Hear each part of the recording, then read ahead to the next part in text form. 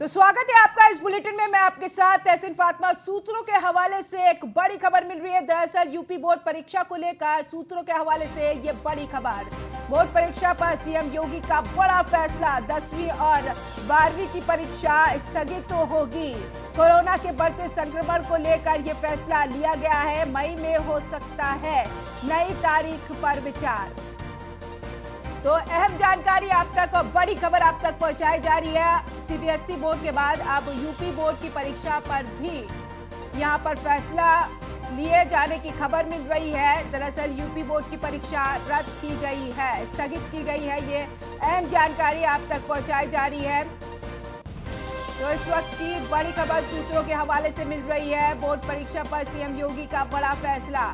10वीं और 12वीं की परीक्षा स्थगित की जाएगी। कोरोना के बढ़ते संक्रमण को लेकर यह फैसला लिया गया है। मई में नई तारीख पर विचार हो सकता है।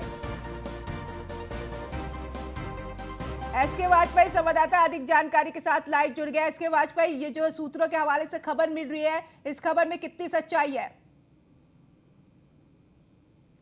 बिल्कुल निश्चित है, क्योंकि जिस तरीके से उत्तर प्रदेश में कोरोना के केसेस लगातार बढ़ रहे हैं, उसको देखते हुए मुख्यमंत्री योगी आदित्यनाथ ने संक्रमित होने के बावजूद आज टीम 11 के साथ बैठक की थी। उसमें विभिन्न बिंदुओं को लेकर मुख्यमंत्री योगी आदित्यनाथ ने चर्चा की थी। खास तौर पर अगर हम देखें तो फिलहाल के लिए 30 अप्रैल तक उत्तर प्रदेश के विद्यालय बंद रखने के निर्देश दिए गए हैं, जिस दौरान सभी कोचिंग सेंटर्स भी बंद रहेंगे।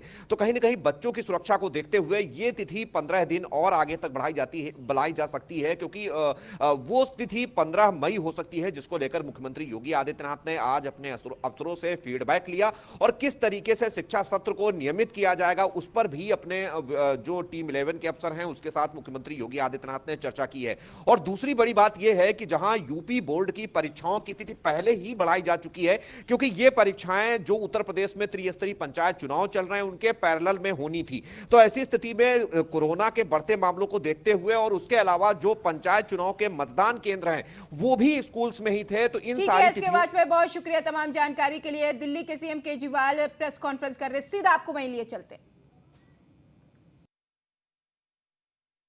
दिन आप लोगों से आके बातचीत करता हूं और स्थिति को आपके सामने रखता हूं। आज भी जो दिल्ली के अंदर परिस्थिति है, हमारे हॉस्पिटल में जो प्रबंधन है, हॉस्पिटल्स का जो मैनेजमेंट है, वो स्थिति अभी फ़िलहाल अपने कंट्रोल में है। दिल्ली में हॉस्पिटल बेड्स की कमी नहीं है। अभी लेटेस्ट डेटा के हिसाब से 5000 से ज़्यादा बेड अभी खाली हैं दिल्ली के अंदर। 5000 से ज़्यादा बेड्स खाली हैं। लेकिन मेरी आप लोगों से निवेदन है,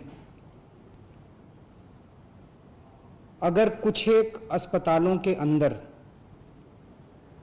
मान लीजिए बेड्स भर गए हैं और आप इंसिस्ट करते हैं मुझे तो इसी अस्पताल में जाना है, ये दिक्कत है। अगर आप बड़े चूजी हैं कि मुझे तो इन दो में से किसी अस्पताल में एडमिशन कराइए जी, ये दिक्कत है। इस वक्त इतनी बड़ी महामारी में हमारी सबसे बड़ी प्राथमिकता है कि जो भी व्यक्ति बीमार हो रहा है उसको कहीं ना कहीं उसकी जान बचाने के लिए, उसकी स्वास्थ्य ठीक करने के लिए, उसका इलाज करने के लिए उसको दिल्ली में कहीं ना कहीं बेड मिलना चाहिए, चाहे वो सरकारी अस्पताल में हो, चाहे वो प्राइवेट अस्पताल में हो। प्राइवेट अस्पताल में चाहे इस अस्पताल में हो, चाहे उस अस्पताल में हो। मेरा आप लोगों से निवेदन है कि आप ये इंसिस्ट मत कीजिए कि मेरे को इसी अस्पताल में जाना है।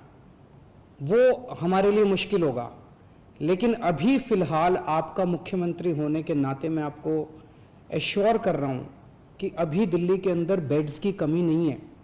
और मेरी मीडिया से भी निवेदन है कि जब आप दिखाते हैं कि इन 3 अस्पतालों के अंदर सारे बेड खत्म हो गए, हो सकता है, लेकिन इसका मतलब ये नहीं कि दिल्ली के अंदर इस टाइम प्रॉब्लम हो गई। दिल्ली में इस वक्त भी 5000 से ज़्यादा बेड्स अवेलेबल हैं।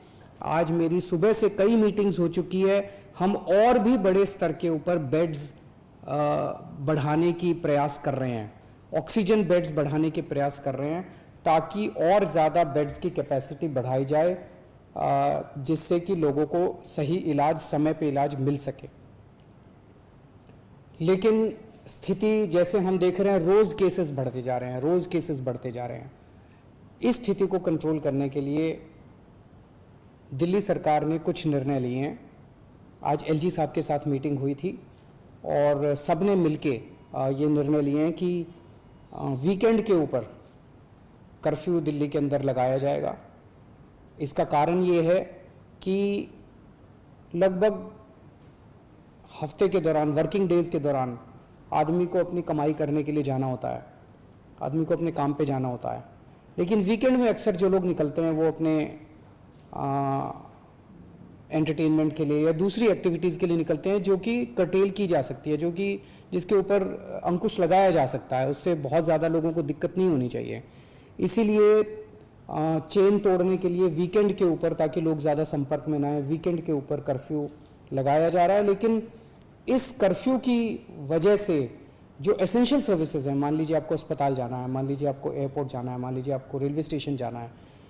एक और भी बड़ी चीज़ है कि ये शादियों का सीज़न है और कई लोगों की ऑलरेडी शादी की डेट्स डिसाइड हो चुकी हैं, सब कुछ तैयारियां हो चुकी हैं। हम नहीं चाहते कि उनको किसी तरह की तकलीफ हो। ऐसे को जो एसेंशियल सर्विसेज हैं और ख़ासकर जो शादियां हैं, उनको हम कर्फ्यू पासेस दे के उनको अलाउ करेंगे, उनका मूवमेंट हम अलाउ करेंगे। वो कर्फ्यू पासेस के अप्लाई कर सकते हैं और उनको जल्द से जल्द बिना किसी हैरेसमेंट के हम कर्फ्यू पासेस देंगे। मॉल्स, जिम्स, स्पाज और ऑडिटोरियम्स को फ़िलहाल बंद करने के निर्देश दिए जा रहे हैं। सिनेमा हॉल्स 30% की कैपेसिटी पे चल सकते हैं। वीकली मार्केट्स जो हैं वो एक वीकली मार्केट पर डे पर जोन के हिसाब से अलाउ किया जाएगा और वीकली मार्केट में ज़्यादा भीड़ ना हो, इसके लिए भी स्पेशल इंतज़ाम कुछ किए जा रहे हैं जिसके आज ऑर्डर निकाले जाएंगे। रेस्टोरेंट्स में अब वहाँ बैठ के खाने की इजाज़त नहीं होगी, केवल होम डिलीवरी परमिट की जाएगी। और सभी मार्केट्स के अंदर, पब्लिक प्लेसेस के अंदर एनफोर्समेंट को और ज़्यादा सख्त किया जाएगा ताकि सोशल डिस्टेंसिंग और मास्क को इम्प्लीमेंट किया जा सके, ताकि लोग मास्क पहने। अभी हम देख रहे हैं कि कई सारे लोग बिना मास्क के घूम रहे हैं, जो कि आपकी सेहत के लिए, दूसरों की सेहत के लिए नुकसानदायक हो सकता है। ये सारे रेस्ट्रिक्शंस हम आपके लिए लगा रहे हैं, आपके परिवार के लिए लगा रहे हैं, आपकी सेहत के लिए लगा रहे हैं, आपकी ज़िंदगी के लिए लगा रहे हैं। मैं समझ सकता हूँ कि इन रेस्ट्रिक्शंस की वजह से आपको काफ़ी तकलीफ़ होगी, लेकिन आप ये भी समझ रहे होंगे और पूरा साथ देंगे, सरकार का मेरा पूरा साथ देंगे कि ये रेस्ट्रिक्शंस इस वक्त लगाने कितने ज़रूरी हैं। इन सभी रेस्ट्रिक्शंस को पालन करने के लिए मैं आप सब से हाथ जोड़ के सहयोग की अपील करता हूँ। मैं उम्मीद करता हूँ कि ये जो कोरोना की चौथी वेव आई है, इस चौथी वेव को भी हम सब दिल्ली वाले मिलके पहले जो 3 वेव आई थी उसकी तरह से हम ज़रूर सफल होंगे, जल्द सफल होंगे, ताकि हम लोगों को इससे भी जल्दी मुक्ति मिल सके। नमस्कार।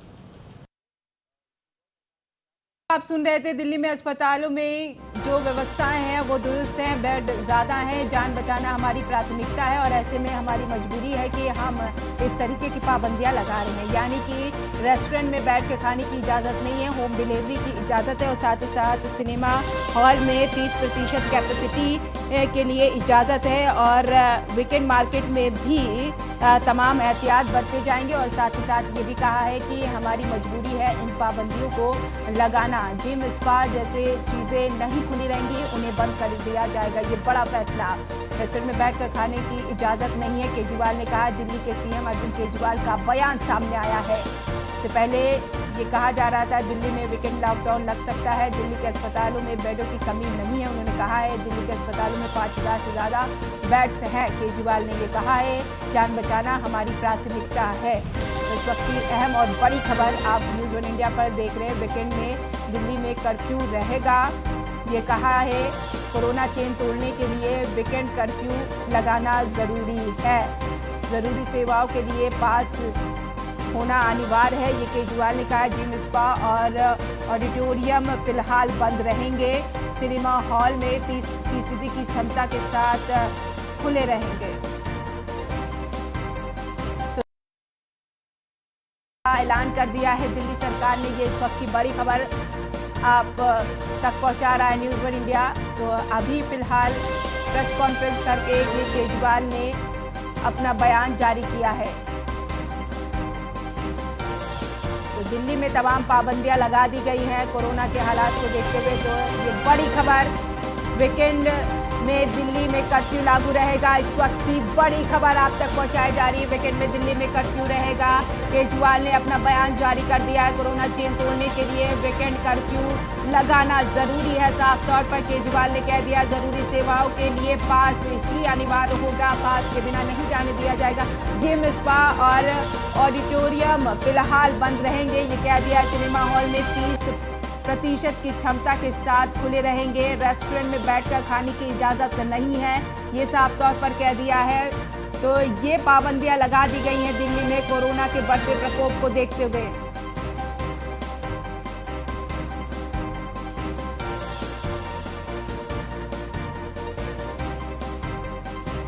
तो कोरोना की चेन को तोड़ने के लिए ये बड़ा फैसला लिया गया है दिल्ली सरकार की तरफ से और साफ तौर पर कह दिया कि स्वास्थ्य व्यवस्थाएं दुरुस्त है दिल्ली में और हालात को काबू करने के लिए ये पाबंदियां लगाई जा रही हैं। और तमाम पाबंदियां क्या कुछ रहेंगी वो केजरीवाल ने खुद प्रेस कॉन्फ्रेंस करके बता दिया है।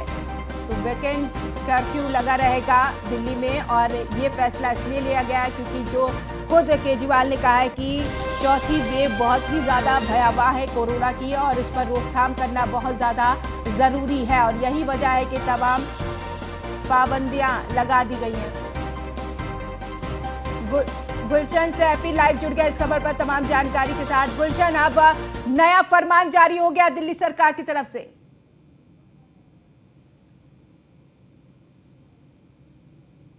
गुलशन, दिल्ली के सीएम है मुख्यमंत्री, उनकी इस प्रेस वार्ता पर पूरी दुनिया की नजरें थी कि आखिर दिल्ली के मुख्यमंत्री क्या फैसला लेंगे।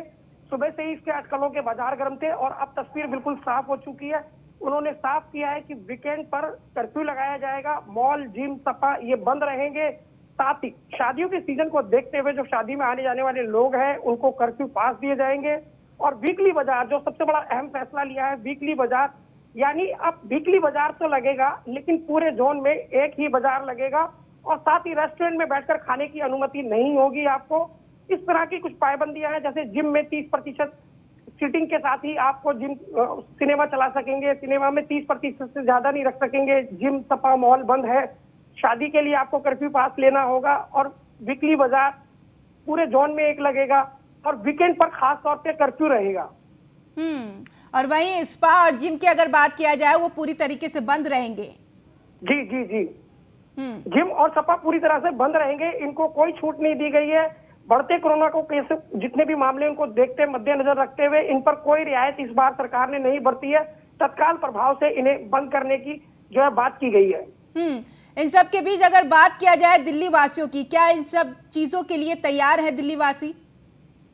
देखिए, अगर हम बात करें पिछले हफ्ते से हम देखें तो कोरोना का एक विस्फोट हुआ है और जो कोरोना की चौथी लहर है इसको लेकर लोगों के मन में डर है।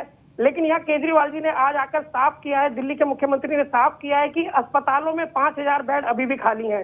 लेकिन जो लोगों के मन में डर है उसको लेके कहीं ना कहीं मानसिक रूप से लोगों को लग रहा था कि इस तरह की पाबंदियां लगाई जा सकती हैं। तो मुझे लगता है ऐसा कि शायद लोग मानसिक रूप से थोड़े बहुत तैयार थे। क्या मेंटली वहां के लोग अब तैयार होंगे वीकेंड कर्फ्यू के लिए? क्योंकि पाबंदियों से कई चीजें उथल पुथल हो जाएंगी। जो छोटे व्यापारी हैं, जो ठेले रेहड़ी वाले हैं, उनके ऊपर काफी परेशानियां आने को है अगर वीकेंड कर्फ्यू लगता है तो। जी, आपने बिल्कुल सही कहा कि जो छोटे और मझोले व्यापारी हैं वो वीकेंड से कहीं ना कहीं परेशानी में अपने आप को पाएंगे। लेकिन यहाँ मुख्यमंत्री केजरीवाल ने कहा कि हम 6 दिन या 5 दिन काम करके अपने परिवार का गुजारा कर सकते हैं। वीकेंड पर लोग घूमने के लिए बाहर निकलते हैं, मस्ती करने के लिए बाहर निकलते हैं, तो उन तमाम जो भीड़ भाड़ ना हो जिस वजह से, इस वजह से रोकने की हिदायत की वजह से वीकेंड कर्फ्यू का फैसला लिया गया है। क्योंकि केजरीवाल जी ने खुद अपने मुंह से कहा कि वीकेंड पर लोग पिकनिक मनाने के लिए बाहर आते हैं या अपने दूसरे जरूरी काम निपटाने के लिए आते हैं, जिससे भीड़ बढ़ती है। तो लिहाजा ये बात तय है कि इससे निश्चित रूप से छोटे व्यापारियों को और जो वेंडर हैं उनको परेशानी तो होगी, लेकिन अब विकल्प कोई नहीं बच रहा है क्योंकि दिल्ली में पाबंदियां जरूरी हो चुकी हैं, इतने मामले बढ़ रहे हैं। तो अब क्या किया जाए, ऐसा कोई विकल्प सामने नहीं आ रहा है। गुलशन, ये बताइए क्या चीज खुली रहेगी, किस चीज के लिए इजाजत रहेगी? वीकेंड में देखिए, जिम और सपा ये बंद रहेंगे। वीकली बाजार, जैसे एक जोन में कई बार 3-3, 4-4 वीकली मार्केट लगती थी, वो नहीं लगेंगी। सिर्फ एक ही मार्केट लगेगी पूरे एक जोन में, वो भी सप्ताह में एक दिन। सिनेमा में पहले 50% सीटों के साथ दर्शक जा रहे थे, अब वो 30% सीटों के साथ जाएंगे। और शादी में भी जो लोग पहले थोड़ी संख्या ज्यादा थी, उसमें भी लगाम कसी जाएगी, क्योंकि इस बार एंट्री उनको कर्फ्यू पास से मिलेगी। और निश्चित रूप से बहुत सारे लोग कर्फ्यू पास नहीं ले पाएंगे या उनको नहीं दिया जाएगा, क्योंकि कोरोना के मामलों के मद्देनजर ही कर्फ्यू पास जारी किए जाएंगे।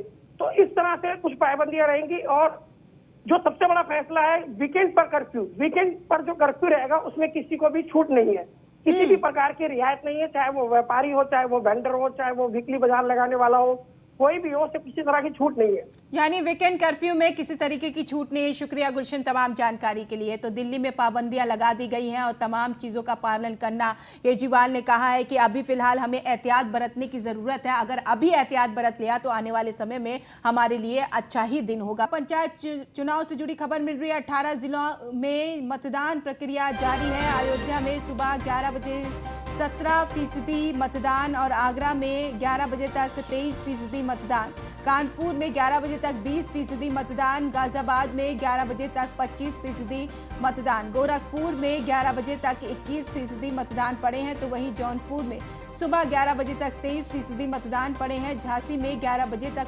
24% मतदान पड़े हैं। बात अगर प्रयागराज की किया जाए तो 11 बजे तक 21% मतदान पड़े हैं। भदोई में सुबह 11 बजे तक 20% मतदान, महोबा में सुबह 11 बजे तक 20% मतदान, रामपुर में सुबह 11 बजे तक 23% मतदान, रायबरेली में सुबह 11 बजे तक 24% मतदान, श्रावस्ती में सुबह 11 बजे तक 17% मतदान, संत कबीर नगर में 11 बजे तक 23% मतदान पड़े, सहारनपुर में 11 बजे तक 25% मतदान, हरदोई में 11 बजे तक 15% मतदान, हाथरस में सुबह 11 बजे तक 20% मतदान पड़े।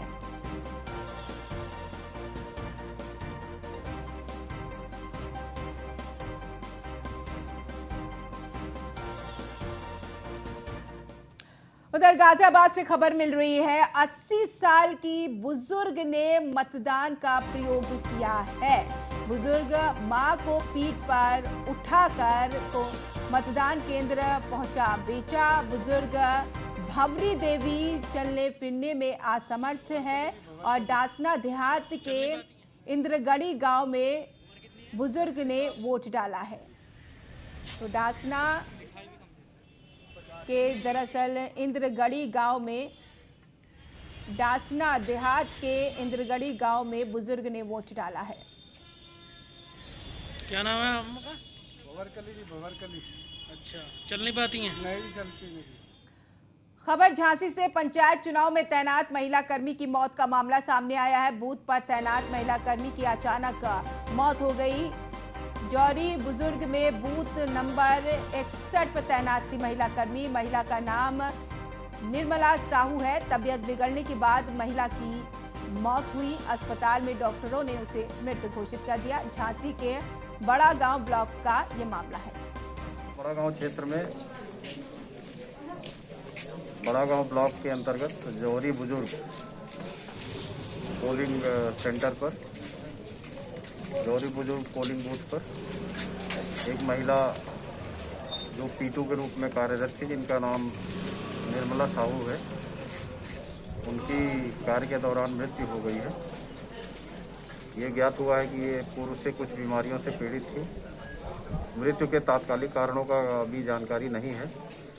इसके लिए इनकी बॉडी पोस्टमार्टम के लिए भेजी जा रही है और जो भी उससे कारण स्पष्ट होगा तो ड्यूटी के दौरान मृत्यु। तो अगली खबर गाजियाबाद से। 105 साल के बुजुर्ग ने अपने मत का इस्तेमाल किया है। बुजुर्ग श्री राम ने शहबाजपुर गांव में वोट डाला। लोगों से अपने मत का इस्तेमाल करने की अपील की इस बुजुर्ग ने। तो तस्वीर आप उस बुजुर्ग की देख रहे हैं। 105 साल का ये बुजुर्ग है और अपने मत का प्रयोग करने के लिए केंद्र पहुंचा। थोड़ा सा चला और फिलहाल इस बुलेटिन में इतना ही। नमस्कार।